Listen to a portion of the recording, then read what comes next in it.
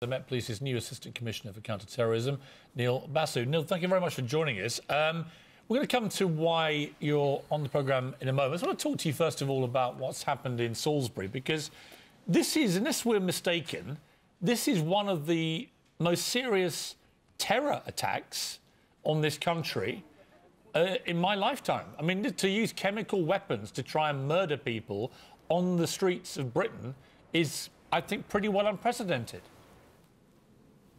Yes, I think it's been widely reported that it's the first time such an agent has been used since the Second World War on European soil. So, yes, a hugely serious event, and it's why Counter-Terrorism Policing Network is dealing with it.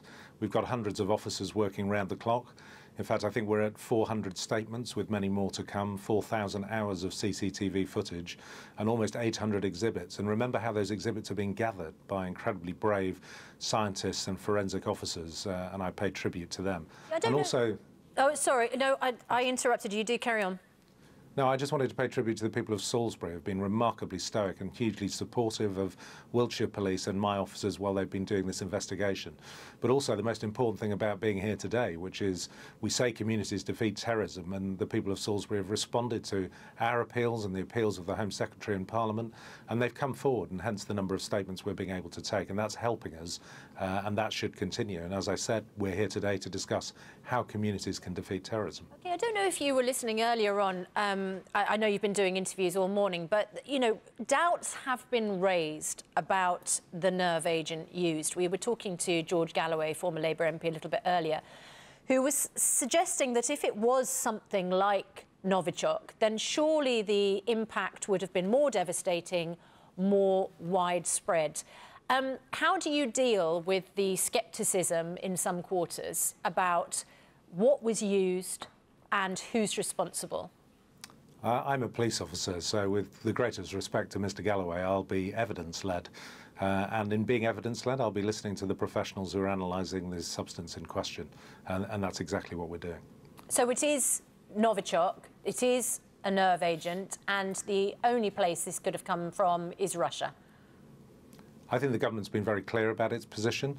My job is to follow the evidence, find the suspects who've done this, arrest them and prosecute them, and that's what my team is doing.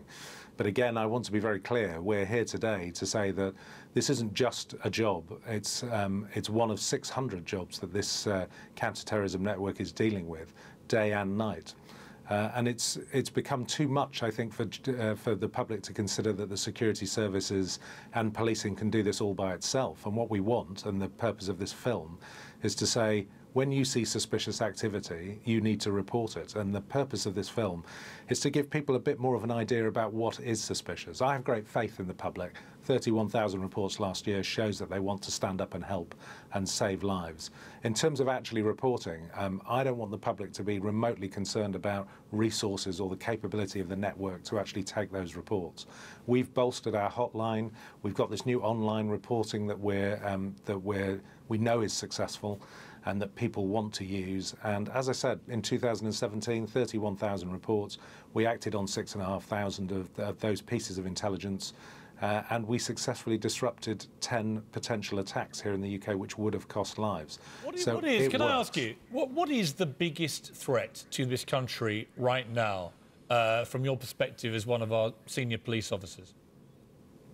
I think the biggest threat at the moment is a rise in violent crime, of which terrorism is one of those things. So the spread of extremism, regardless of the ideology behind it, so you've got extreme right-wing, and we saw that in the Finsbury Park attack, feeding off Islamist jihadist violence as well.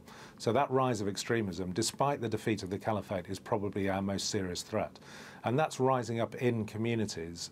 And we need communities to stand up alongside us and stand together in order to defeat it. I'm very confident communities can do that. What many viewers may say is, yeah, we get that, but actually, you know, I've given America a lot of a hard time over the years for its gun crime epidemic, but in Britain it seems to many people, particularly in cities, that we have a knife crime epidemic, particularly in London right now. Are we doing enough to combat this scourge of young people using knives to fight each other and kill each other? Yeah, I mean, you're right to call us out. There is a rise in violent crime, but there is a tremendous amount of work going on to do precisely that. And it has some parallels in terrorism as well, with young, sort of disillusioned, disenfranchised people who are looking for other ways out. And whether that's to join a gang or that gang happens to be extremism in one form, whether that's jihadist Islamism or whether it's extreme right wing, there is no doubt that we have a significant problem. Now, I don't think policing, which is about catching offenders, is going to cure that problem long term. There is a societal need to get behind people and to prevent this kind of violence. And that's something we've all got to start talking about more, is how, as a whole community, we can do more to stop violence. Yeah. All right, Neil Basu, Assistant Commissioner of Specialist Operations, thanks very much indeed for joining us this morning.